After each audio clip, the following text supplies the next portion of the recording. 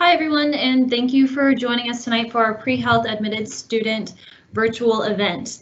I appreciate all of you admitted students for joining us tonight. Some of you I know may have already accepted the offer from Syracuse University and do plan to join us in the fall. So thank you for entrusting us with your pre-health education. I'm going to hope to convince you tonight as to why that was such a good idea. My name is Rachel Skipper. I'm the Assistant Director of Undergraduate Recruitment for the College of Arts and Sciences at Syracuse University. So some of you may have heard from me before via email or on campus or via phone.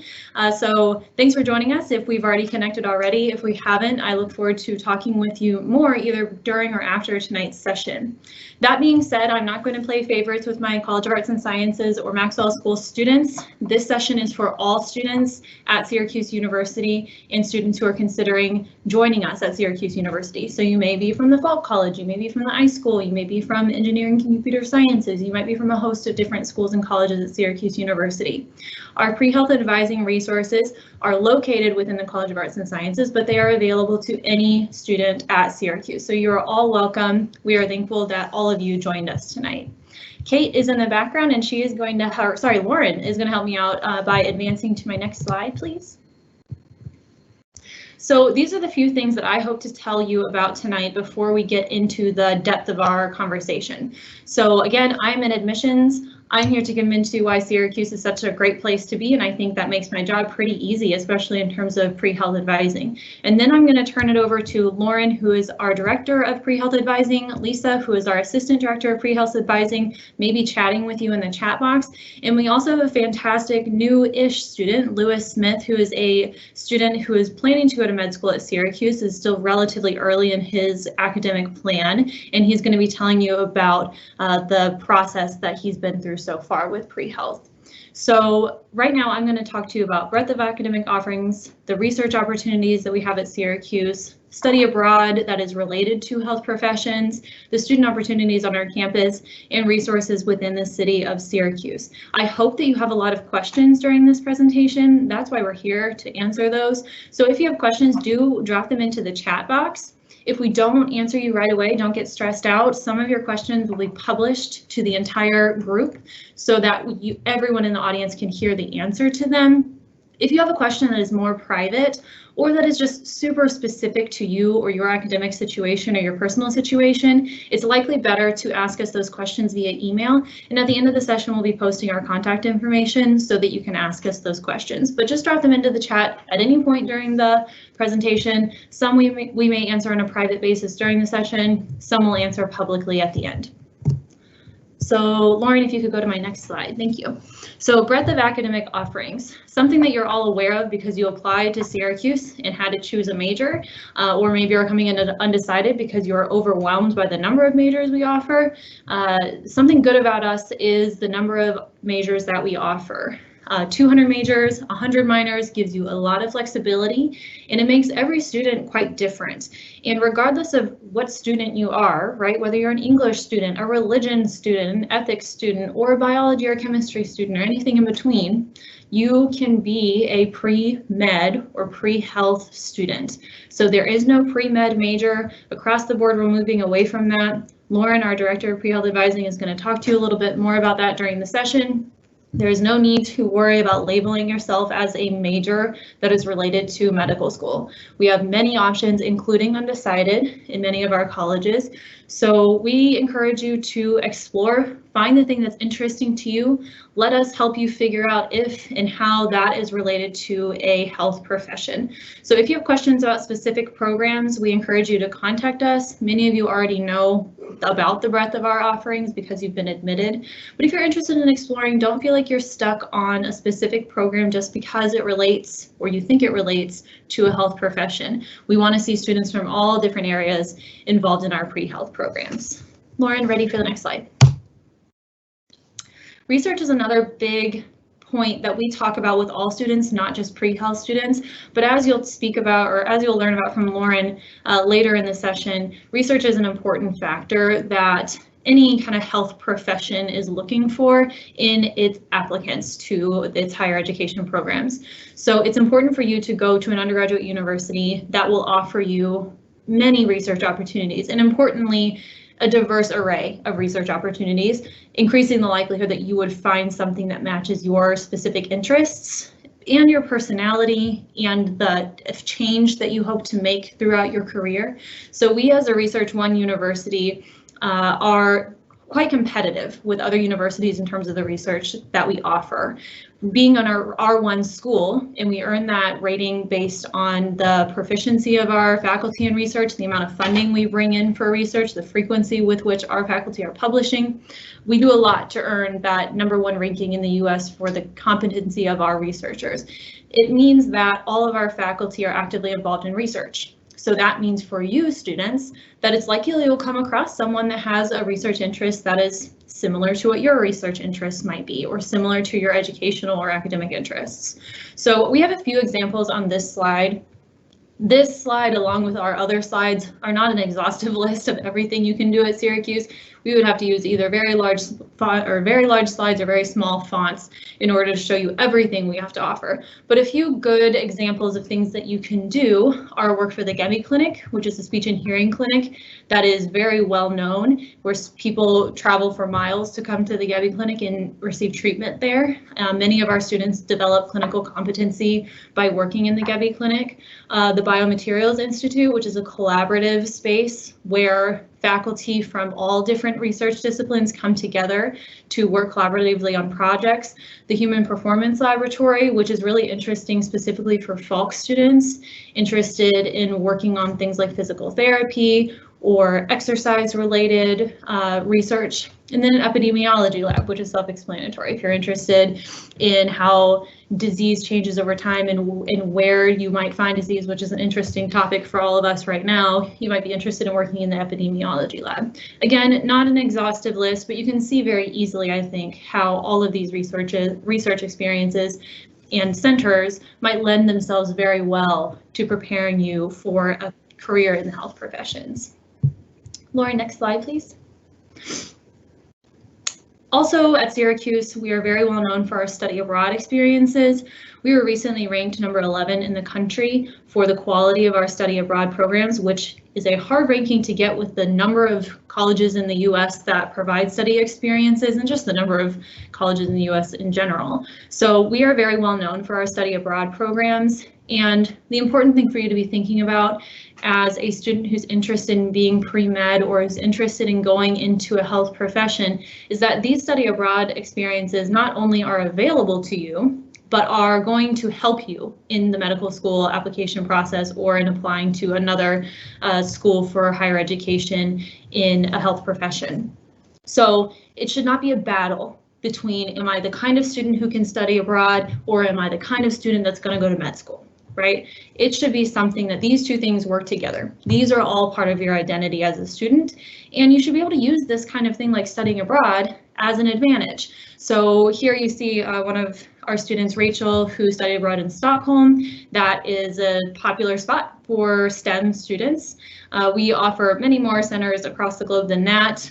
We also have world partner programs in 60 countries. So Syracuse Abroad centers are places where you can go and find other Syracuse students, the Syracuse campus, Syracuse faculty, Syracuse living accommodations. So we are very well developed in those countries.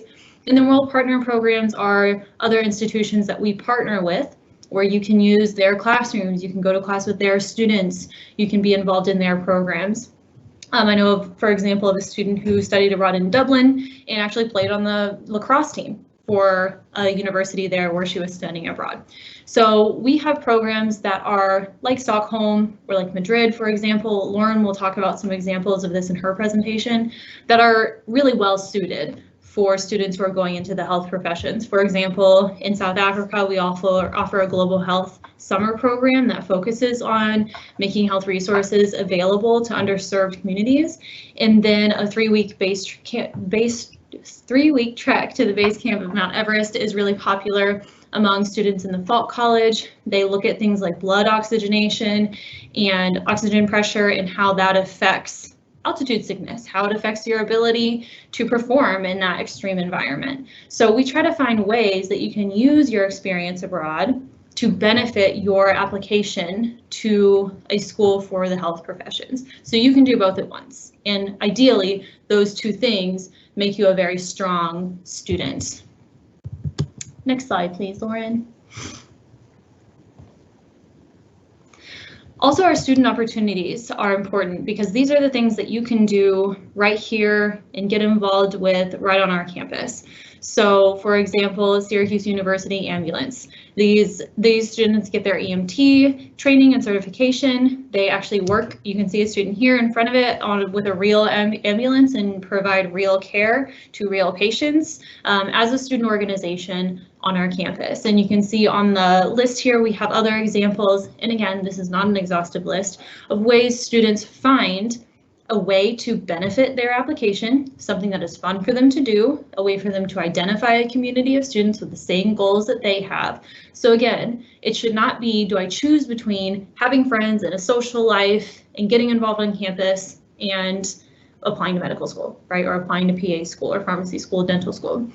It should be that the things that you are doing on our campus are fun and are engaging and do get you involved and do make you happy and also benefit your applications.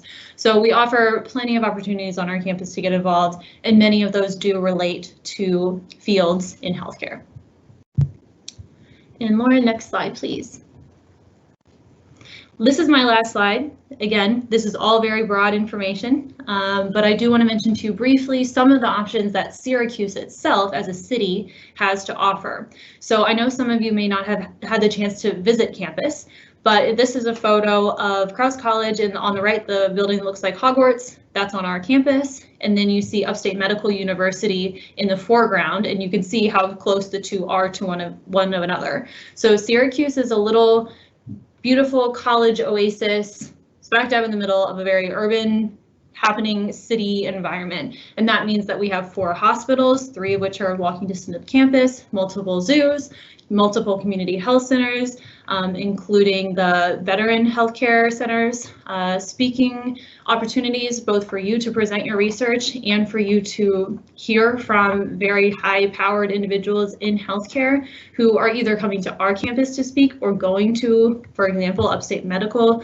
University. So you have a lot of ways that you can get involved in research with scholars in our community, with our community itself.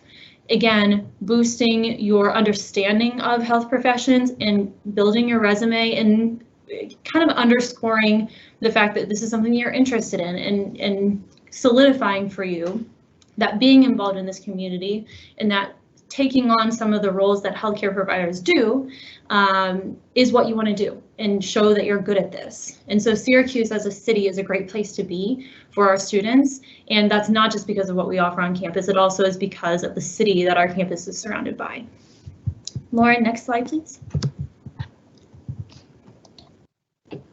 So at this point, I am going to hand it off to Lauren. Again, she's our director with the Office of Pre-Health Advising. She is going to go into a lot of detail. I think you are about to learn so much in the next few minutes from Lauren. She's a fantastic resource. And again, Lisa, our Assistant Director of Pre-Health Advising, will be in the chat box helping me and Lewis answer some questions.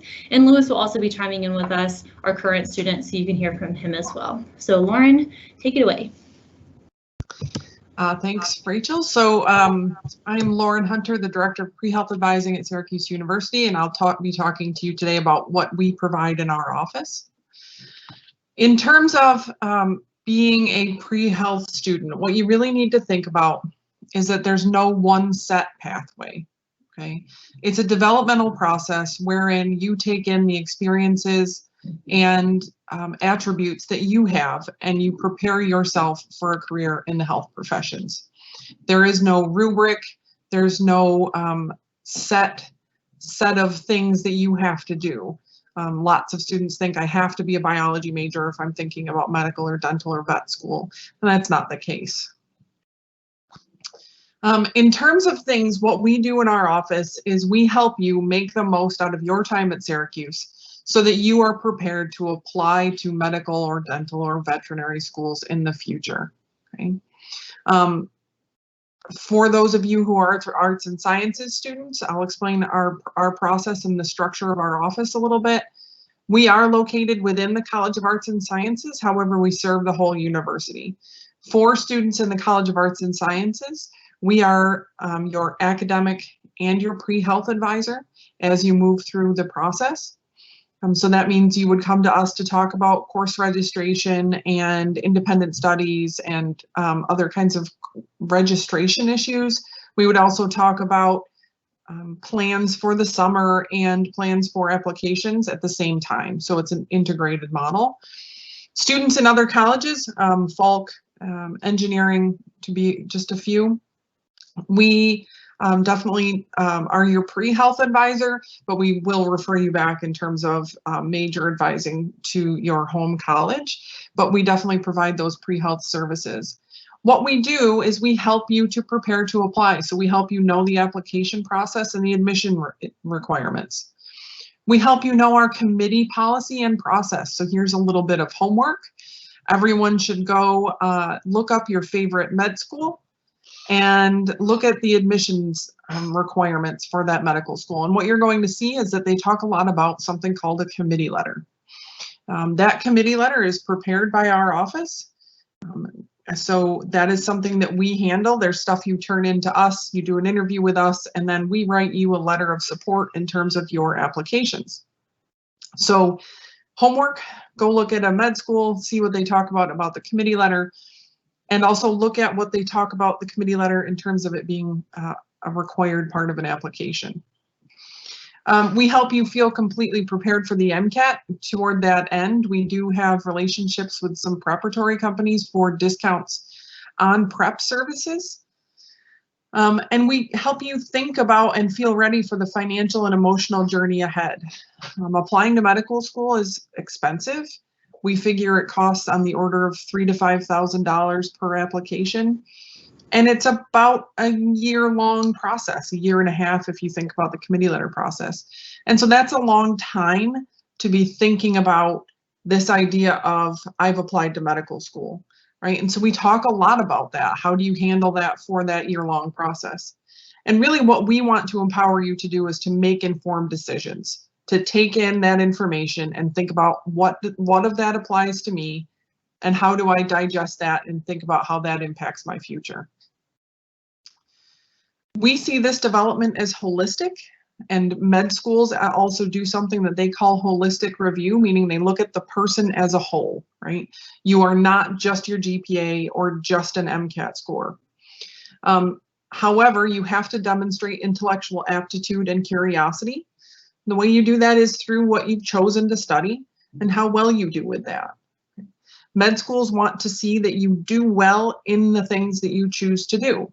So if you choose to be a biology major, they'd like to see that you do well with that. If you choose to be a political science major and take the med school prereqs on top of that major, they want to see that you do well with that. The curiosity piece is a lot about research. So taking that classroom knowledge and putting it to work, either in a lab or at the Gebby clinic or in some sort of health policy research, okay? They need to know that you've developed clinical competency and awareness, that you understand what it's like to be in a hospital environment. You know what the daily life of a physician is like, and kind of that you've been around sick people, okay? That's something that you've done. They like to see that you've contributed to the community around you. Medicine is a service profession. So you serve the people that come to your office. And so the base level of that you can do during undergraduate education is to do community service. And they want to see that you exhibit the kind of character that they would want to see in a medical professional. Okay? So part of that is being your whole self, showing us all of those things that interest you, showing us how you've gotten to the point you're at and where you feel like you need to develop and where you think you've got a lot of strengths. Toward that end, we've this semester started something we call the Pre-Health Engagement Certificate.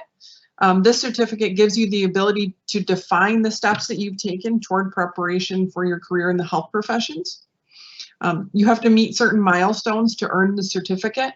You would attend the orientation for first and second year pre-health students, which we do offer 3 times per year. You would attend at least 3 other pre-health related events and complete a reflective essay for each. The reason I have the essay isn't because I want to give everybody extra work. It's because I don't want to define what a pre-health related event is, right? This is a broad definition, as I've just said. So I want you to define what you think is a pre-health related event, whether that's a speaker in Falk or going to public health grand rounds at Upstate or going to one of our events. So completing that reflective essay allows me to read what you feel like you learned from that. Completing 30 hours of clinical volunteering is the next milestone. This is not shadowing. So in terms of things, shadowing doesn't count, for lack of a better word, for medical school applications. So that's kind of the base level of volunteering we'd like to see. And then attend at least 2 campus or community engagement events, again, a reflective essay. Okay. Students who complete those requirements and earn the certificate will be given a priority interview when it comes to the committee letter process. So in terms of required coursework, I've referred to it a couple of times. People just call them the prereqs, right? The prerequisites for each school. For dental and medical school, you can expect at least 2 courses in biology, chemistry, organic chemistry, and physics, all with labs. At least 1 semester of math, which I generally recommend as statistics, and biochemistry. And that's for medical school, it's always biochemistry. There are a handful of dental schools that don't yet require biochemistry, but I think it's moving in that direction. Okay. For PA schools, you could add on to that list anatomy and physiology, at least a year of anatomy and physiology. There are a lot of schools that require some sort of developmental psych or psych across the lifespans kind of course, and possibly medical terminology. Some PA schools don't require 2 semesters of organic chemistry. However, if they require biochemistry, then you have to take both semesters of organic chemistry. Okay. The most important thing is that you need to know what these prereqs are. You need to develop a plan to complete them. And you need to not only do that, but also think about why they're required and what you should learn from them. So talking about the committee letters that we've talked about, these require letters of recommendation. So we submit up to 4 letters of recommendation with our institutional letter to med schools. So this means that you have to have people that can write these letters of rec, which means that you need to get to know people, right? And it's best to do that from the beginning, okay? Because you want people to know you over a long span of time so that they can say, over the 3 years that I've known Lewis since he first participated with the Alumni Connections program, right? I've known him to really be a hard worker and to do all of the things that were necessary to get where he wants to go, right? I want to have that breadth of understanding of that student, okay? That means get to know your professors, go to office hours, okay? Talk to them about your future plans. You never know who might be able to give you a tip, okay? And or help you figure what to do. Okay. I talked a lot about the committee letter process because it's something that right now actually we're working through. We're getting ready to write committee letters very soon. But preparing for applications is not just about this committee letter process. So we are advisors at heart, and yes, we write these letters, but we want you to prepare yourself for more than the application, more than just looking good on paper. We want you to prepare yourself to enter this healthcare field, and especially to enter this graduate program that is medical school. If you talk to a med student, they'll talk about how much the workload is. To help put that into perspective, a normal credit load for an undergraduate student is 15 credits, okay? 12 to 18 a semester. If you actually look at how many credit hours medical school would be in undergraduate kind of terms, it would be something in the 30s credit hours per semester. So this is demanding, right? How do you prepare yourself to juggle that many things at a time? How do you prepare yourself to do that well, right? And that's not something that you just jump right into. It's something that you learn over the 4 years at Syracuse. Okay. In terms of gaining experience, Rachel talked about this some. We want you to do the things that you are passionate about. Okay, so there's no one kind of student organization you need to be involved with, no one kind of internship or research or work experience. It's the things that you are passionate about. Okay, so things like research are looked for on an application. Also community service, but we want to see through those things, how have you developed your professionalism and your knowledge of ethics, your multicultural competencies, okay?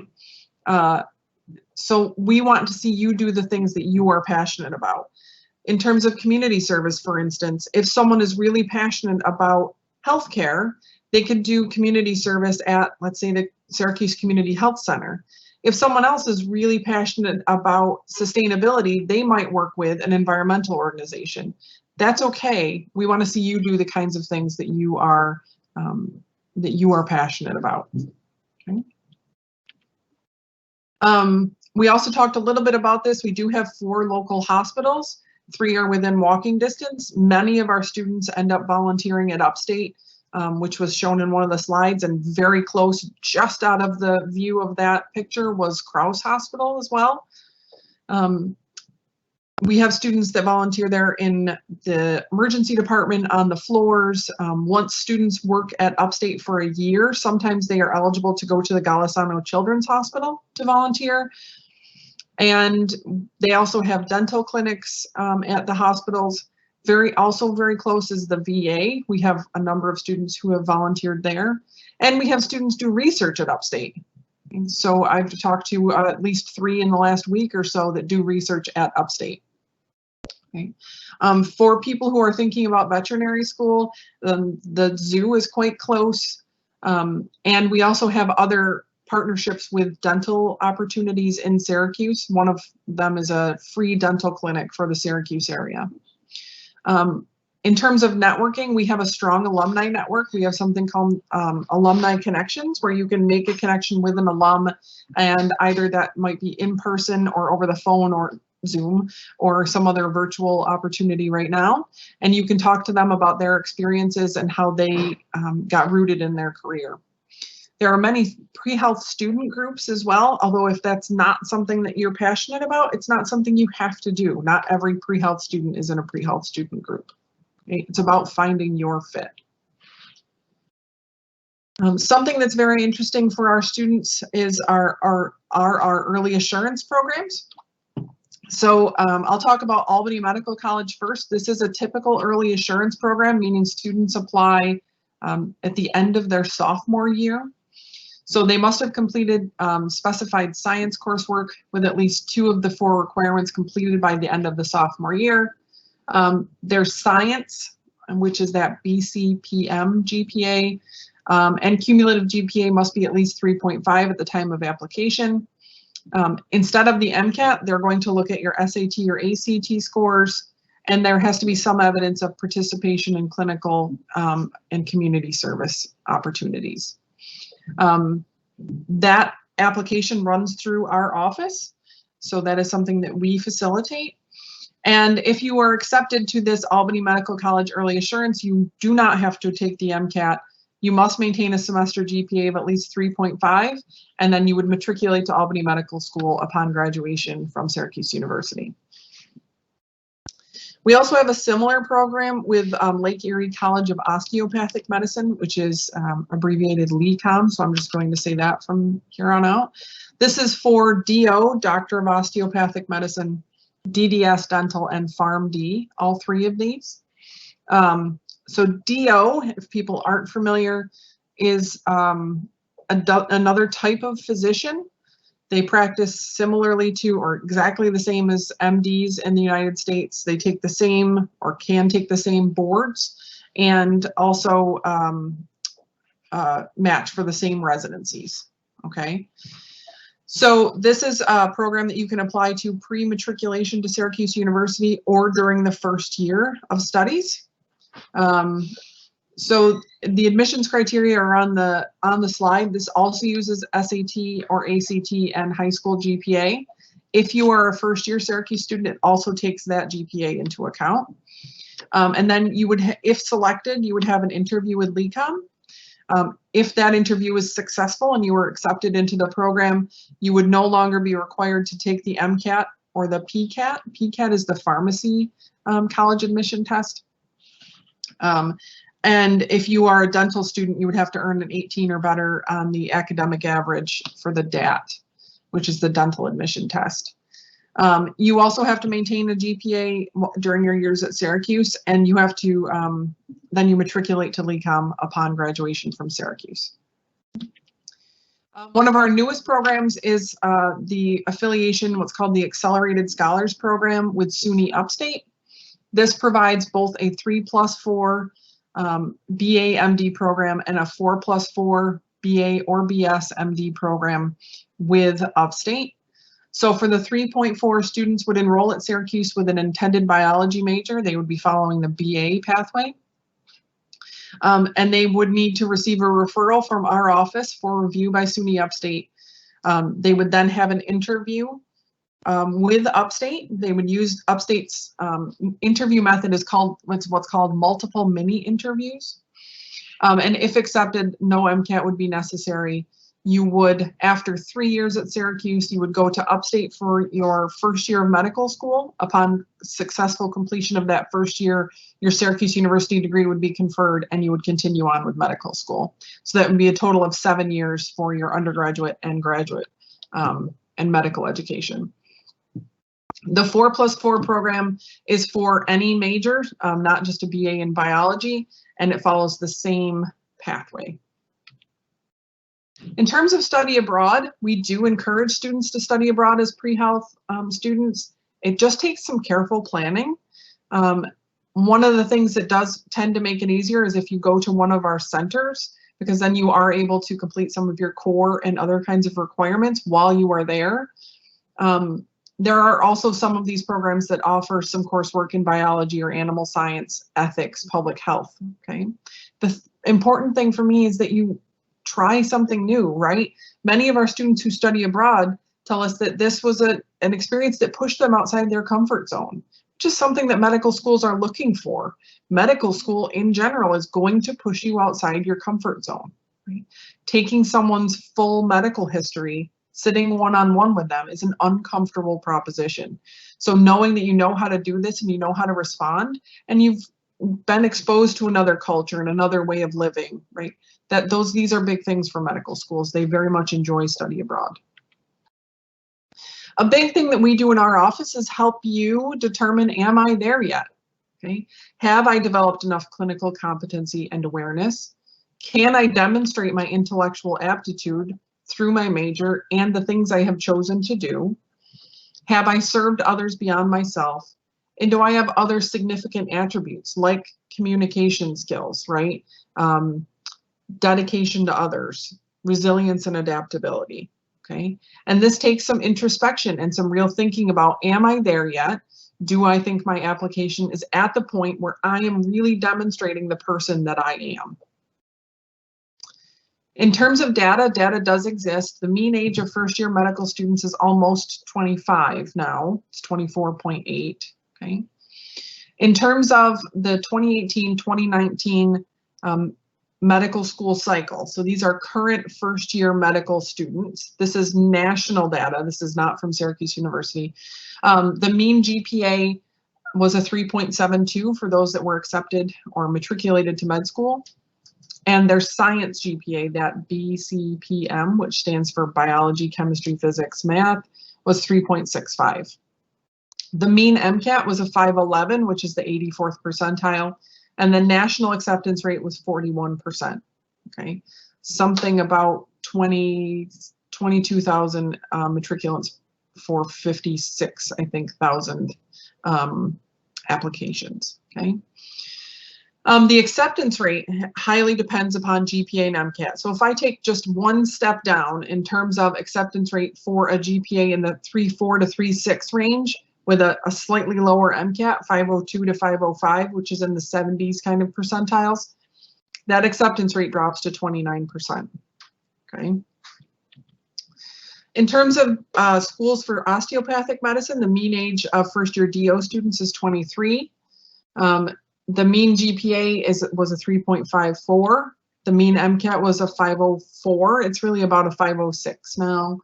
And their acceptance rate was 35%. So people tell me a lot that DO is a backup to an MD. It's really not. The acceptance rate is lower for DO schools than it is for MD schools, okay? For dental school, the common age of first year dental students is 23 or 4. The average DAT score is about an 18. Average GPA is something like a 335 for applicants, but it's a 355 for matriculants, okay?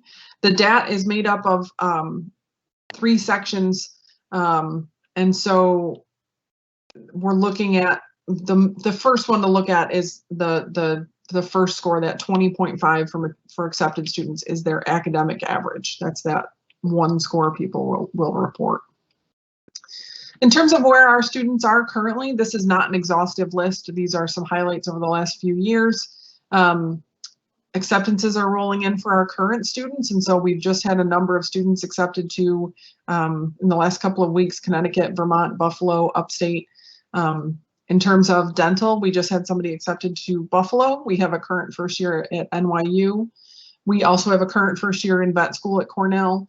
And pharmacy schools are many more than Michigan. So we have students in a lot of these places at pharmacy school. The biggest thing is to talk with us. We're advisors. We like to talk. You've probably understood that from the way I talk now. Talk to us in pre-health advising. Talk to us in arts and sciences, admissions and recruitment. Talk to current students, okay? We like to talk. We like to tell you about what we offer, and we like to be helpful. That's why we do our job. Okay? So now I'm going to have our current student, who I kind of talked about a little bit, Lewis, introduce himself. Yes, thank you so much for that introduction.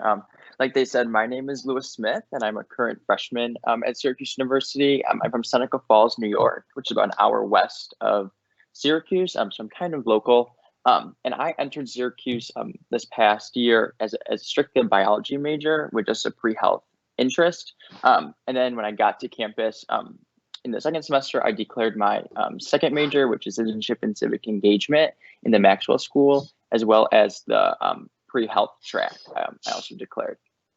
So my pre-health journey kind of started right when I got onto campus because I lived in the pre-health learning community.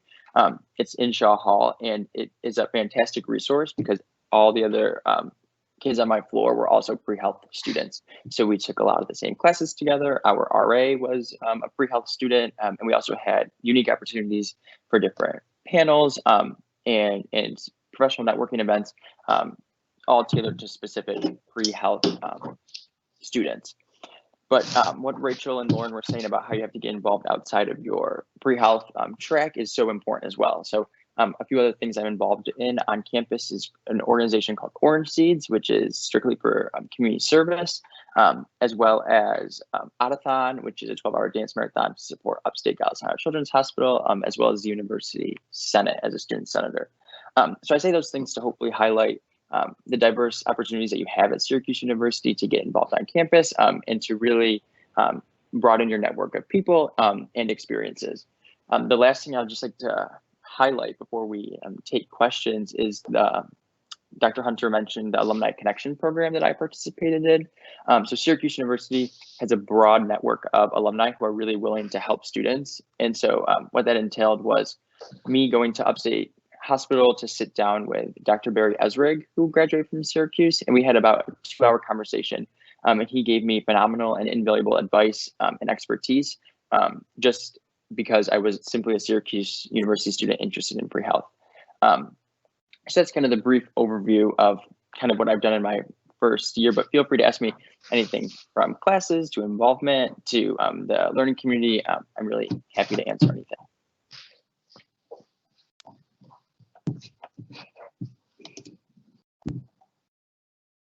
Okay, so I can answer some of these questions, potentially even if the ones maybe that have been answered before.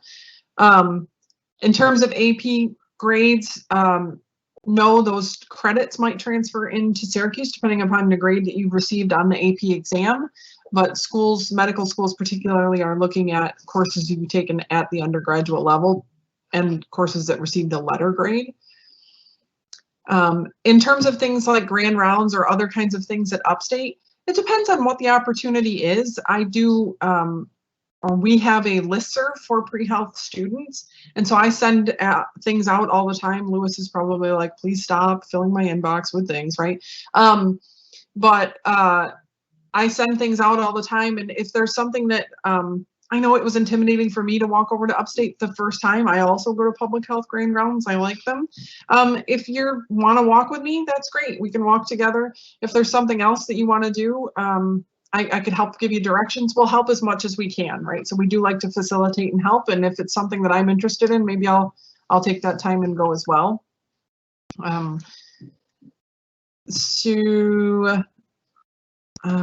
looking through some other questions. We do not have an early assurance program for PA schools. PA is physician assistant. We do not have an early assurance program for that. That one's a tough one. PA school is only 2 years. So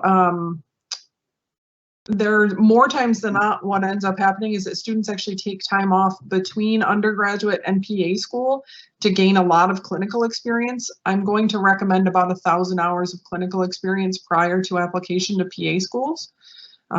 So to gain that kind of clinical experience during the limited times that you have during undergraduate, it's very broken up versus summers and breaks. It's really difficult. Students do. I won't say that they don't, but that would make an early assurance program somewhat difficult to put together. I'm looking for other questions. In terms of nursing requirements or pre-nursing, that would very much depend on the program that you were seeking after Syracuse University. So we do not have a nursing program at Syracuse.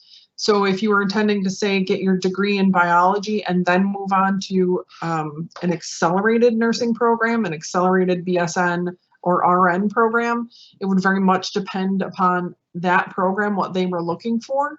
Generally, they're going to look for a year of biology, a year of chemistry, and some math would be the general requirements. And there might be some others that certain schools are looking for, like anatomy and physiology. Lewis, there's a question. What is the workload like for a first-year student?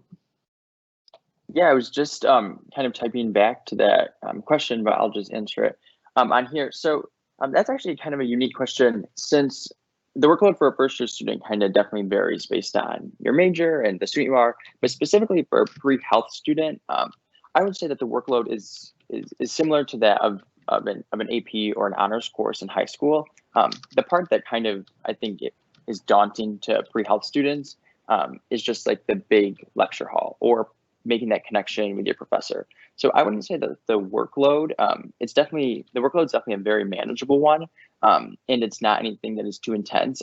It's just when you take the workload and then you combine it with transitioning to college and making friends and the whole freshman experience, that's when you kind of have to prioritize your time and time manage. But definitely the professors, the resources on campus are absolutely fantastic in helping you all balance that. So to kind of get back to the question, the workload is nothing crazy, honestly, as long as you can balance that with making friends and getting involved on campus.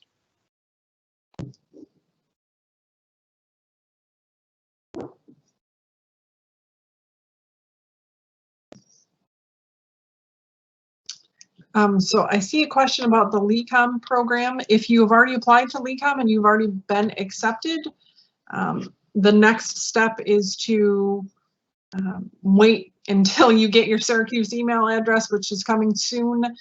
You will receive emails about that, how to activate that, and you actually send LECOM an email from your Syracuse email address to sort of prove that you have matriculated to that school, and then it moves from there. So there's nothing to do right at the moment if you've been accepted to that program. It's just kind of a sit and wait until you get your email address.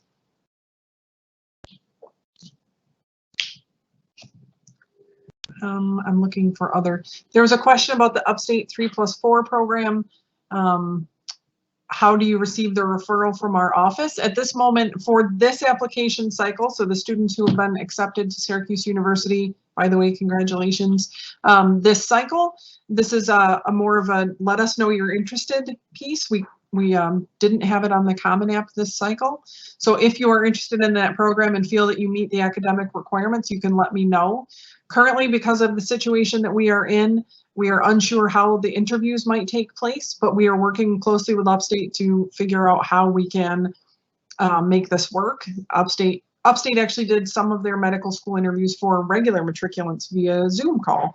So we're not sure how that might work. In terms of can you be a transfer student and still get into that program, really by the time you're in first year of undergraduate, that's where they're going to limit entry into the program. And we are a number of partners, and so each one of these partners has a certain number of spots in the program as well. So there would have to be some knowledge of how many people were in the program, especially for that to occur.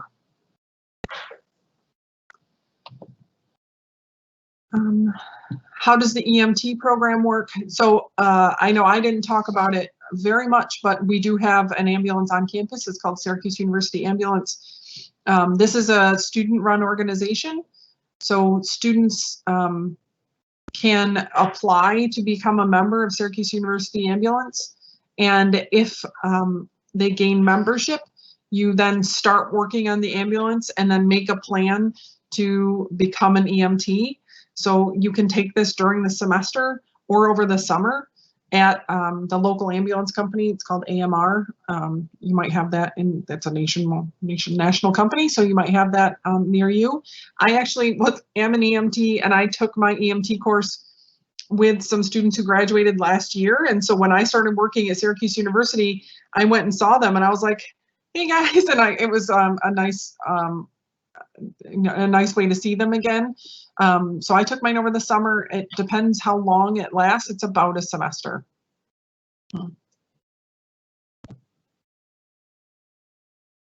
If there's any other questions I didn't see.